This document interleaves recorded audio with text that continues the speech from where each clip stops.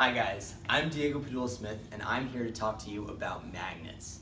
We see magnets in our everyday life all the time, but have you ever stopped to wonder, how do magnets work? Come with me, I'll show you. Strictly speaking, a magnet is any material that creates a magnetic field and exerts a force on ferromagnetic materials.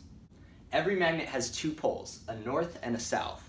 As I'm sure you all know, like poles repel and opposite poles attract. That was pretty standard stuff, so let's get a little more in-depth. We're going to talk with my buddy Sham, and he's going to tell us about the 3 different types of magnetic materials. So Sham, I understand that there are 3 different types of magnetic materials? That's right, Diego. There are 3 different types. There is ferromagnetic material, paramagnetic material, and diamagnetic materials. Wow, those are a lot of big words. But what do they mean?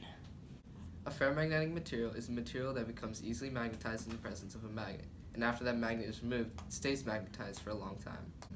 Paramagnetic materials have the potential to become ferromagnetic materials if they're cooled down far enough, and diamagnetic materials that aren't attracted to magnets but only repel them. Thanks for the explanation, Sham. Now let's go to my friend Zach to explain to us the relationship between electricity and magnetism. I'm here in room 315 of Krieger Hall so that I can learn exactly what the relationship between electricity and magnetism is. Hi, Zach. Hi. I understand that you're an expert on electromagnetism. Yes. Well, can you help out a confused soul like me?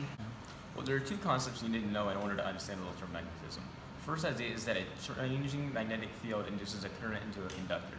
The second idea is that whenever a charged particle moves, it creates a new magnetic field, and that magnetic field will follow the magnet. So I can tell you're confused. Here, let me show you an experiment to help explain better. Here's this ordinary copper pipe. Now, I want you to go ahead and drop this marker through it. Okay, sure thing. Just went through there like nothing happened.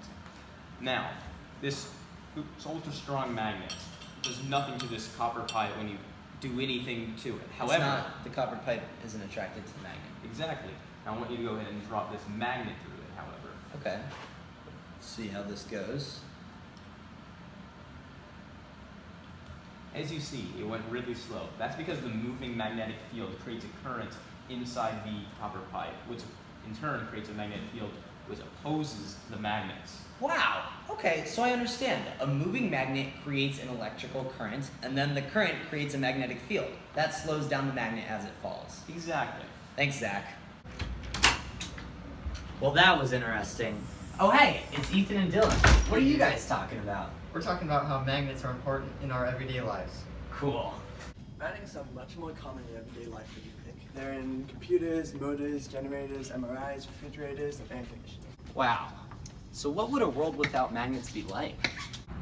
Without the Earth's magnetic field, there's nothing to protect me from the sun's harmful UV rays. If I get caught out there, I'm gonna be burned alive.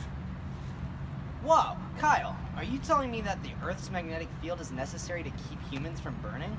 I am, because the sun sends so much radiation towards the Earth, but the Earth's magnetic field deflects a lot of it towards the poles of the magnetic field. That's why we see things like the Northern Lights. Or the Southern Lights. Those two. It's safe to say that a world without magnets would really suck. Yeah, I think you're right on that one. Oh, look at the time. I gotta go. I'll catch up with you guys later. See ya. We've learned a lot about magnets today. I know I have.